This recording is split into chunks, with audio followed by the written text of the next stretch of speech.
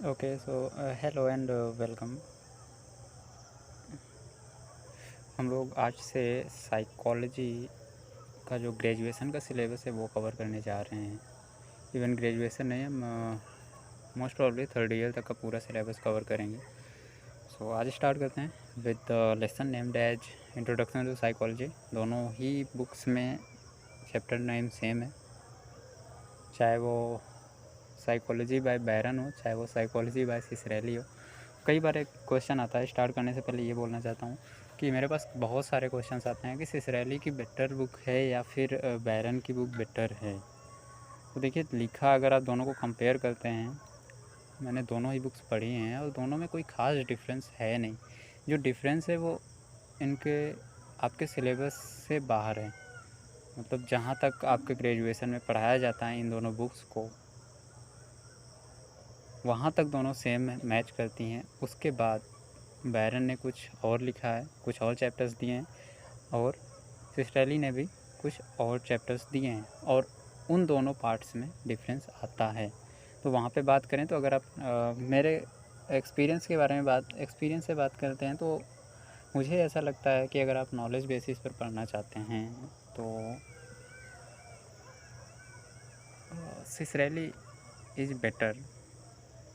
लेकिन इसका मतलब ये नहीं है कि अगर आपने बैरन पढ़ ली तो आपको नॉलेज ही नहीं होगा, तो कहना मुश्किल है।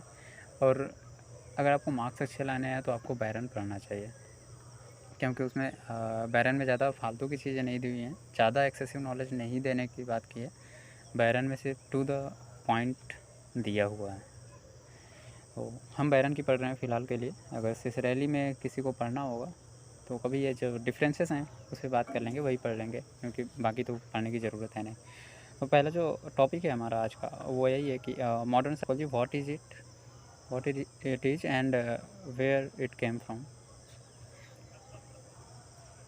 इसमें कुछ नहीं पढ़ना, बस ये देख लीजिए कि इसका साइकोलॉजी का ओरिजिन कहाँ से हुआ है। तो दो चीज़ों से मिलकर बनी हुई है साइकोलॉजी, एक फिजियोलॉजी एंड सेकंड है फ़िलोसफ़ी। फिजियोलॉजी एंड फ़िलोसफ़ी से मिलकर बना हुआ है हमारा साइकोलॉजी। काफ़ी सारी चीज़ें, फिजियोलॉजी का मतलब बायोलॉजी से तो बिल्कुल नहीं है, वो आपको समझ में आता होगा, आपने पढ़ा होगा, इतना तो एटलीस्ट सब कुछ करके ही चल रहा हूँ मैं। एंड नेक्स्ट फ़िलोसफ़ी, दोनों को मिला के हमने एक नया सब्जेक्ट तैयार किया, साइकोलॉजी। क्योंकि बहुत टाइम तक यही डिबेट, और ये एक नया सब्जेक्ट है तो सिलेबस आपका काफ़ी छोटा होगा, और बहुत टाइम तक डिबेट चलती रही कि सब्जेक्ट मैटर क्या रहेगा साइकोलॉजी का। इसके बारे में भी पढ़ेंगे, ये जो डिबेट चल रही है, अभी भी चल रही है इवन।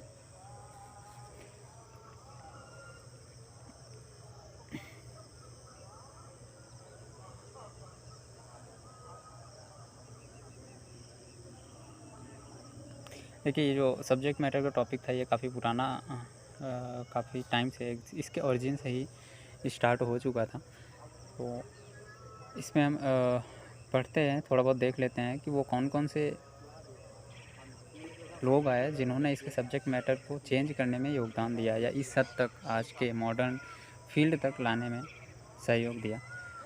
तो जो पहला, इसको हम कहते हैं school of thoughts. School of thoughts का मतलब ये है कि इन्होंने अलग अलग डायरेक्शन में काम किया, और इन्होंने बोला कि ये सब्जेक्ट ऑफ मैटर होना चाहिए साइकोलॉजी का। मतलब इनकी पूरी डायरेक्शन ही अलग थी। कोई ऐसा नहीं है कि इन लाइन है जिसे हम चारों को मिला दें और उसको साइकोलॉजी का सब्जेक्ट मैटर बना दें, ऐसा नहीं था। सब ने अलग अलग ढंग से काम किया, अलग अलग रिजल्ट्स पर गए, और सब ने अपने अकॉर्डिंग बोला कि ये होना चाहिए सब्जेक्ट मैटर ऑफ साइकोलॉजी। इसी को हमने बोल दिया आगे चल के, on the basis of developments, हमने बोला कि ये स्कूल ऑफ थॉट्स रहेंगे। तो जो पहला स्कूल ऑफ थॉट आया था वो था हमारे पास स्ट्रक्चरलिज्म का।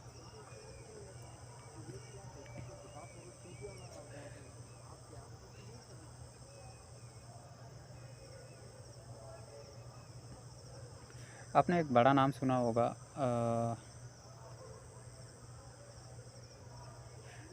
हमारे विल्हेम वुंड साहब का, जिन्होंने एक्चुअल में इन्हें हम फादर ऑफ साइकोलॉजी भी कहते हैं। क्यों कहते हैं वो भी बता दे रहा हूँ कि 1879 में सबसे पहले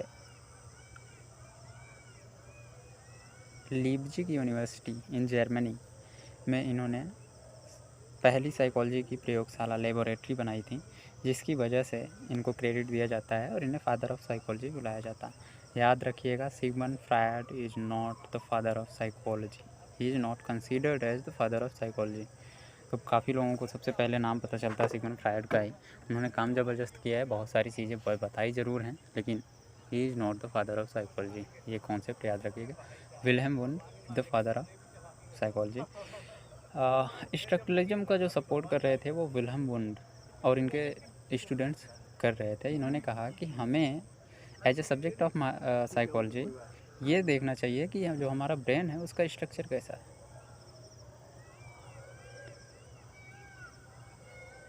sorry, not brain, it is about mind. मैं चाहूँगा कि आप ब्रेन और माइंड में एटलीस्ट 2 पॉइंट्स बताएं कि डिफरेंस क्या है कमेंट सेक्शन में। बट फ़िलहाल के लिए हम आगे बढ़ते हैं कि स्ट्रक्चर ऑफ माइंड पर फोकस करने की बात कही थी, बाकी किसी चीज़ पे फोकस करने की बात नहीं की थी। इसकी प्रॉब्लम क्या था हुई इसके साथ? ऑब्जेक्टिविटी नहीं है। ऑब्जेक्टिविटी का मतलब आप मेजर कैसे करेंगे? किसी के भी स्ट्रक्चर को मेजर कैसे करेंगे? आप माइंड के स्ट्रक्चर को मेजर करने की बात कैसे कर रहे हैं? तो ये वही वाली बात हो गई कि आपको 2 लोगों को बैठा दिया गया, दोनों को कोई जूस दे दिया गया, उसमें से कुछ चीनी मिला दी गई और दोनों से अलग अलग पूछा गया कि आपको ये जूस कितना मीठा लग रहा है। अब वहाँ पे सब्जेक्टिविटी की बात आ गई कि एक बंदा बोलेगा मुझे ज़्यादा मीठा नहीं लग रहा है, एक बोलेगा मेरे को ज़्यादा मीठा लग रहा है। दोनों का जो सेंस ऑफ दोनों का जो रिप्लाई होगा वो डिफरेंट होगा। आप मेजर करके किसी रिजल्ट पर कैसे जा सकते हैं? तो ये वाली प्रॉब्लम आ गई। इसकी वजह से स्ट्रक्चरलिज्म को बाद में छोड़ दिया गया और काफ़ी मतलब क्रिटिसाइज होने लगा स्ट्रक्चरलिज्म। इसकी वजह से हम लोग दूसरे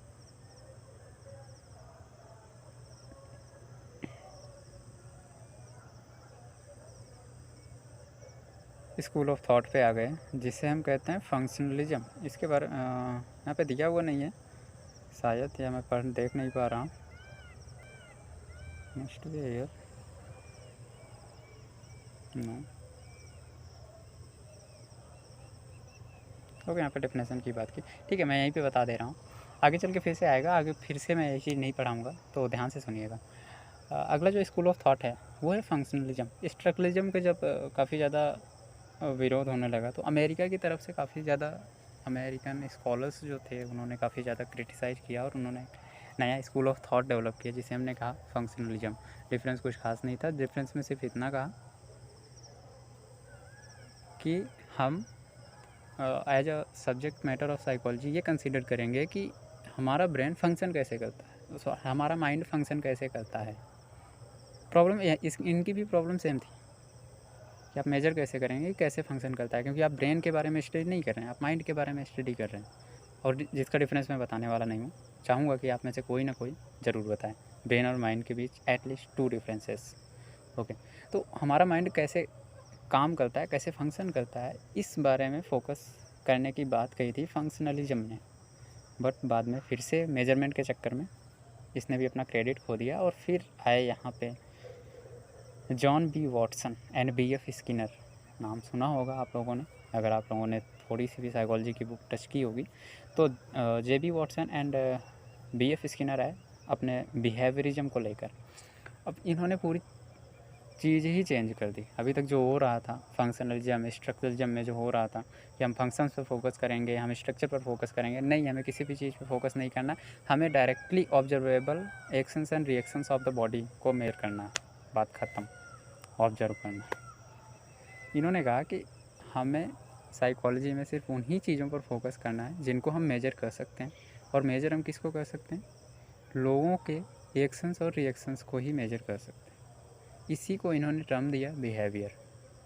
तो what is behaviour?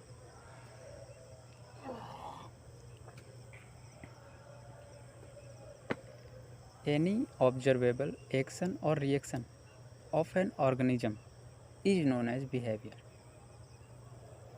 Remember here, मैंने एक टर्म छोड़ दिया, any externally observable action and reaction of an organism is known as behaviour. बाहर से आप किन एक्शंस और रिएक्शंस को देख पा रहे हैं,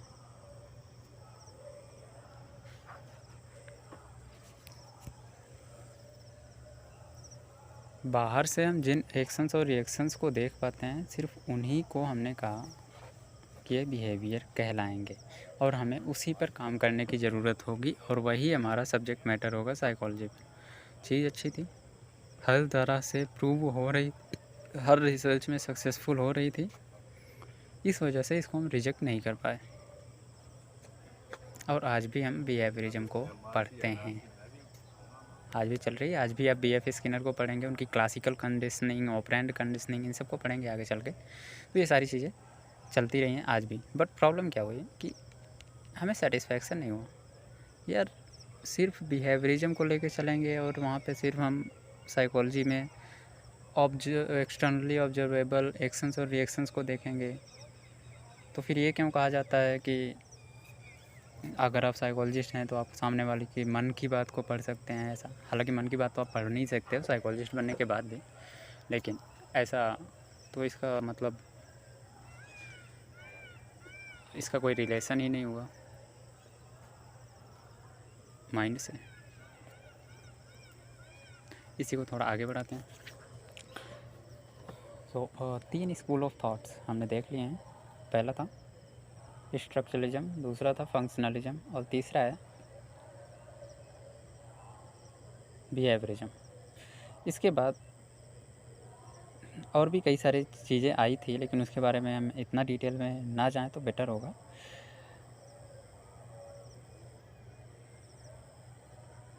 कॉग्निटिव अप्रोच आई, जिस पे कई सारे साइंटिस्ट ने, एक तरह से हम मॉडर्न अप्रोच कहते हैं, मॉडर्न स्कूल ऑफ थॉट जिसे कहते हैं, वो कॉग्निटिव स्कूल ऑफ थॉट है, जिसने इन दोनों को कंबाइन किया, मतलब माइंड और बिहेवियर दोनों को कंबाइन किया। और एक तरह से आज कॉग्निटिव अप्रोच के बारे में हम ज़्यादा बात करते हैं, जो behaviour as well as mind दोनों को ही लेके चलता है। तो कॉग्निटिव अप्रोच में सिंपली हमने क्या कहा कि हम प्रोसेस ऑफ माइंड देखेंगे, हाउ माइंड वर्क्स।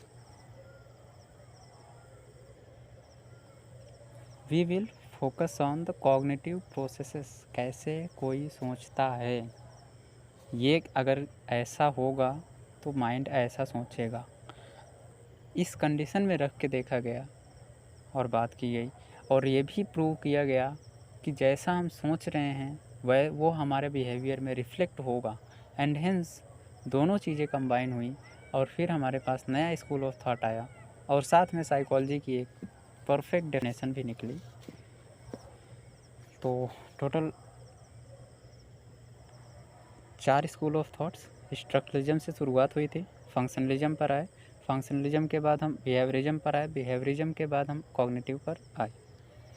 अब इससे मिलकर कॉग्निटिव अप्रोच ने हमें एक बड़ी ही इम्पॉर्टेंट, बड़ी परफेक्ट डेफिनेशन दी साइकोलॉजी की, that is psychology is the study of human behaviour and cognitive processes, या फिर psychology is the study of behaviour and cognitive processes.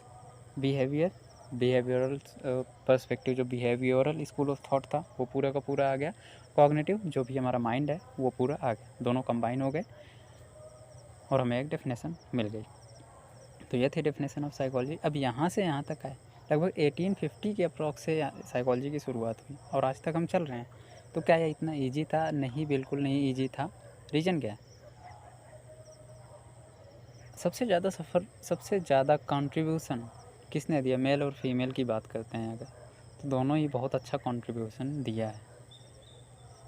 But ये कंट्रीब्यूशन फीमेल्स, वास्तव में अगर 1850 से कोई चीज़ स्टार्ट हो रही है तो फीमेल्स उस टाइम आगे नहीं थी, तो जाहिर सी बात है थोड़ा उनका कंट्रीब्यूशन कम था, कम है, अभी तक भी कम रहा, जबकि फीमेल्स अब साइकोलॉजी में ज़्यादा पार्टिसिपेट कर रहे हैं। रीज़न क्या है? रीज़न ये है कि जब ये चल रहा था, ये विवाद चल रहा था कि सब्जेक्ट मैटर वाला, क्या होगा सब्जेक्ट मैटर, उस टाइम पे ऐसे फीमेल साइंटिस्ट मिले साइकोलॉजी में जिनको पूरी तरह से दबा दिया गया। कुछ ऐसे एग्जांपल्स आप इस बुक को अगर क्लियरली ध्यान से पढ़ेंगे तो उसमें वो एग्जांपल्स भी दिए हुए हैं, इतना डीप में हम नहीं जाएंगे। बट एक साइकोलॉजिस्ट ऐसी भी थी जो कि सिगमंड फ्रायड को मानती थी, कि शायद स्टूडेंट थी सिगमंड फ्रायड की, और उन्होंने PhD पूरी कंप्लीट कर ली, सब कुछ कर लिया। नहीं, पीएचडी उनकी कंप्लीट नहीं हुई थी। उन्होंने पीएचडी में एडमिशन ले लिया, सब कुछ कर लिया। उनके जो लेटर्स जो रिसर्च थे वो पब्लिश भी होने लगे, बट उनके प्रोफेसर साहब ने उनको पीएचडी की डिग्री नहीं दी। ये होता है, उनके सबऑर्डिनेट को दे दी। ये था उस टाइम का दौर जब ये सारी चीज़ें चल रही थी, और बहुत सारी चीज़ें हैं जो चल रही थी। हालांकि उसके बाद भी उन्होंने पेपर्स पब्लिश करने नहीं छोड़े, लेकिन उनका नाम हमने कभी नहीं सुना। इवन मेरे को नहीं याद उनका नाम, मैं जब देखता हूँ तब याद आता है, हाँ ये वही थे। तो और ये चीज़ें हैं, इतना ज़्यादा स्ट्रगल किया है। सबसे ज़्यादा स्ट्रगल जो कि जिसने किया है वो फीमेल्स ही रही हैं साइकोलॉजी के इस तरह के डेवलपमेंट में, और योगदान भी उनका काफ़ी अच्छा रहा है। चाहे वो सिगमंड फ्रायड की बेटी अन्ना फ्रायड की बात कर लें, क्योंकि अगर अन्ना फ्रायड नहीं होती तो शायद सिगमंड फ्रायड की थियरीज का कोई मतलब ही नहीं रह जाता, वही आगे लेके आई थी। ओके, अब मॉडर्न साइकोलॉजी में जो हमने कॉग्निटिव अप्रोच की बात की, आज जो साइकोलॉजी पढ़ रहे हैं उसमें कुछ इश्यूज हैं। ऐसा नहीं है कि प्रॉब्लम सॉल्व हो गई है और साइकोलॉजी बिल्कुल स्मूथली रन कर रही है, बहुत सारे इश्यूज हैं। बट फ़िलहाल आज की क्लास में, वैसे क्लास 3-4 घंटे एटलीस्ट 2 घंटे डेली चलेगी, बट आज की क्लास में क्योंकि स्टार्ट कर रहा हूँ तो आज यहीं पे छोड़ रहा हूँ। कल से प्रॉपर क्लास स्टार्ट करेंगे। कल यही चीज़ रिपीट नहीं करूँगा, ध्यान रखिएगा। हम की इश्यूज़ से बात करेंगे, क्योंकि ये की इश्यूज़ आपके डेवलपमेंट के लिए, आपकी थिंकिंग के लिए इम्पॉर्टेंट हैं। तो यहाँ से हम अच्छे से बात करेंगे, हर चीज़, हर सेंटेंस इवन कोशिश करूँगा कि पूरा होगा। और इतना ध्यान रखिएगा कि आपके मार्क्स आराम से आ जाएंगे, परेशान होने की ज़रूरत नहीं है। बस जितना कहा है उतना नोट्स बनाते रहिए। जैसे अभी मैंने पढ़ाया है कि स्कूल ऑफ थॉट्स क्या होते हैं, तो आपको वहाँ पे लिखना है, नोट्स बनानी है कि 4 टाइप के स्कूल ऑफ थॉट्स थे। स्टार्ट हुआ था स्ट्रक्चरिज्म से, देन फंक्शनलिज्म आया, देन बिहेवियरिज्म, एंड देन आया कॉग्निटिव अप्रोच। इसके बारे में आपको पता होना चाहिए, मतलब क्या होता है, ठीक है। अगर हो सके तो इन सब के साइंटिस्ट, इन सब से रिलेटेड साइंटिस्ट कौन से, जैसे स्ट्रक्चरिज्म से विल्हेम वुंड एंड ये अपने उनके स्टूडेंट्स, बिहेवियरिज्म से मैंने बताया BF स्किनर, JB वॉटसन। वैसे ही फंक्शनलिज्म का भी कमेंट कर दीजिए, बुक में लिखा हुआ है बट मैं पढ़ूंगा नहीं अभी। तो ये सारे 1-2 नाम भी आपको याद होने चाहिए अभी से। अगर याद होने, वैसे अगर आपका साइकोलॉजी में इंटरेस्ट है तो अपने आप ये सारे नाम याद हो जाएंगे आपको, बट अभी से अगर आप याद रखेंगे तो बेटर है, क्योंकि ये सारी चीज़ें फिर से आएंगी। अभी ये सिर्फ इंट्रोडक्टरी चैप्टर था, यहाँ पे डिटेल में नहीं। यहाँ पे ये बताया है कि डेफिनेशन का ओरिजिन कैसे हुआ। मैंने डीप में वहाँ पे चला गया, आगे की चीज़ें पढ़ा दी आपको, सिर्फ डेफिनेशन के ओरिजिन की बात कर रहा था यहाँ पे। तो इसी तरह से ओरिजिन हुआ था। कि इश्यूज़ के बारे में कल बात करेंगे। सो तब तक क्लास ओवर कर रहे हैं, कल से कॉपी पेन लेके बैठिएगा कि लेकिन ध्यान रखिएगा, डेफिनेशन ज़रूर याद कर लीजिएगा, रख लीजिएगा। 2-3 बार पढ़िए, रट जाएगी। ज़्यादा उतना फोकस करने की ज़रूरत नहीं है, क्योंकि हर चैप्टर में आपको ये मिलेगा ही मिलेगा।